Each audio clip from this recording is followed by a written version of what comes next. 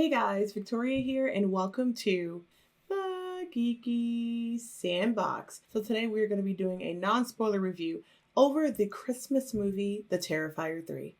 So, as I just said, guys, we're going to talk about Terrifier 3. It is the third installment in this horror franchise created by Damien Leone, which stars our favorite St. Jolly Art the Clown, played by David Howard Thornton. And my God, is he a performer. So if you guys haven't seen Terrifier 1 or 2, because it is a lot to stomach, and I think you lose a few years off your life after looking at art for too long.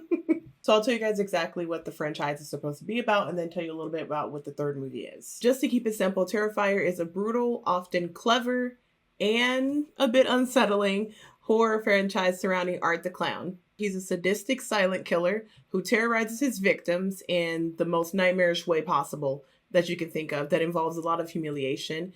He has a thing for dramatics and flair.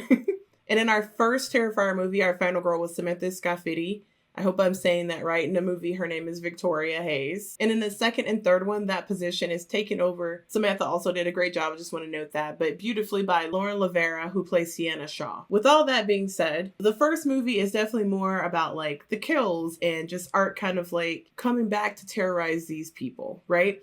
He's a myth, he's a legend in some ways. It's just more about him going on a killing spree. The same way Michael Myers comes back every Halloween, right? Art comes back when he sees fit. So the second one is him coming back for a little revenge and continue what he started in the first movie. And it is more about family. And you still get a lot of those things in this third Terrifier movie, which is also about family. But it is definitely more in the supernatural realm than the first one.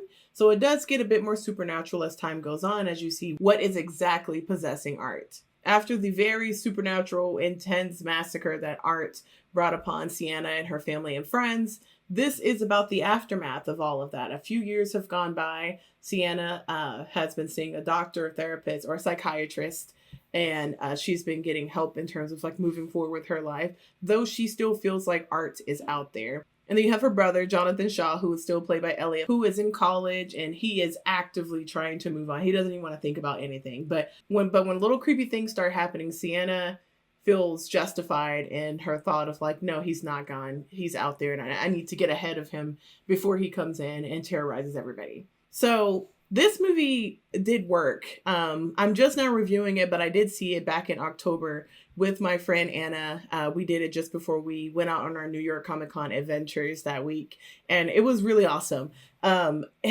You can't beat there being a rat scene in this movie and then leaving the theater and then there being a rat outside. It was terrifying. I really like that this movie has kind of invited in more horror fans and new horror fans just to the genre as a whole, but also to Art's little club.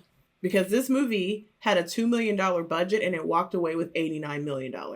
I don't know if the date that they set it out was perfect. I'm pretty sure it was, but also just like the marketing for it was so spot on, and just like, you can't beat it. Between marketing, the good writing, the actors clearly having fun, and this story that Damien has crafted. In terms of the story, I thought it was very straightforward. There's not like this groundbreaking, crazy, complicated story here. It's very straightforward. It's Christmas. Art is out on the prowl, not only to meet his icon Santa, but also to get back at Sienna and make sure he finishes her off, because like she got away and he can't be bested. It is really a story of, do you believe this person who's been through this trauma, and how do you support someone when you're not really sure how to or understand what sort of trauma they've been through. I think that that's like a topic of its own that I think the movie tries to navigate very nicely. But in terms of just like the overall just tone of the movie, it is very like hardcore slashers. If you have a hard time with blood, if things make you squeamish, if the first Terrifier was too much, then this one will absolutely be too much for you. I feel like maybe we could have cut some of that down just a little bit, because there are a few moments with these characters where I feel like some of them that we've known, we've come to like know and love, they trying to find the best way to say this, they get cut short. You see Jonathan not a ton in the movie, so I was very curious more so how he was coping and how his sister was going to convince him that this guy's back, We need to do something about it. And I feel like a lot of that got cut short. I will say hashtag justice for Jonathan, as Anna and I have been saying. But yeah, it is menacing.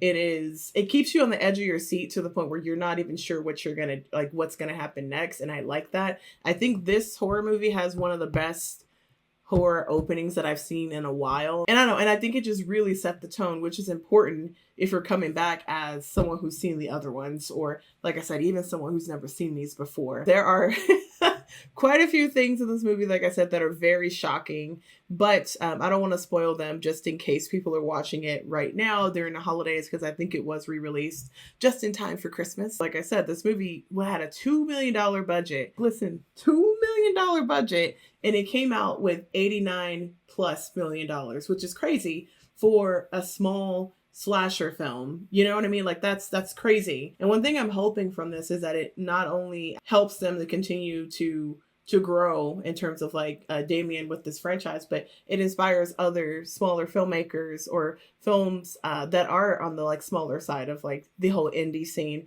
that they can have their projects shown and get some love too. Just the evolution of Art the Clown's makeup, it just blows my mind every time. Like before I saw Terrifier 3, I went back and rewatched the first two, and just looking at the evolution of Art's makeup to where it is now, like there's a lot of like that comes with knowing the character more, and also just like honing your craft. But like it's just really awesome to see. It's just such the smallest thing, but I remember like telling Anna after the movie that it just blew my mind just to kind of like watch it, like, you know, so close together, like rewatching all those and then seeing the third one and just seeing just the growth in like the performances and the way the movie is shot and the practical effects. Like I'm a sucker for some practical effects if you're going to do a slasher movie. I think it gives it a little camp, but it also gives it a little bit more spook, I think. So what do I give Terrifier 3? I give Terrifier 3 3.5 geeks. It's a fun slasher movie. It's iconic, but some of the things that I said were lacking was just like, I think the character relationships needed to be tighter so that way we cared when stuff started happening. And logically, we have certain characters in place whenever things start happening, right? I think, like I said, it didn't like destroy the movie for me, but like I said, the reason I dropped it about 1.5 stars was because I think for me personally, for my viewing, if we're going to be following Sienna and this like journey to keep her family safe, I think having a tighter ship regarding slightly developing her family a bit more, or like I said, checking in with Jonathan, who was in a very different space than Sienna for 90% of the movie. This kind of tightening all those things up would have brought it full circle for me, versus like spending too much time with the bumbling cops and the bumbling electricians and stuff like that. Overall, I definitely suggest that you watch this movie and let me know what you think about it. But yes, guys, if you're new around here, go ahead and give this video a like rating down below and let me know, have you seen any Terrifier movie yet? And until next time, I'll see you guys in the next video.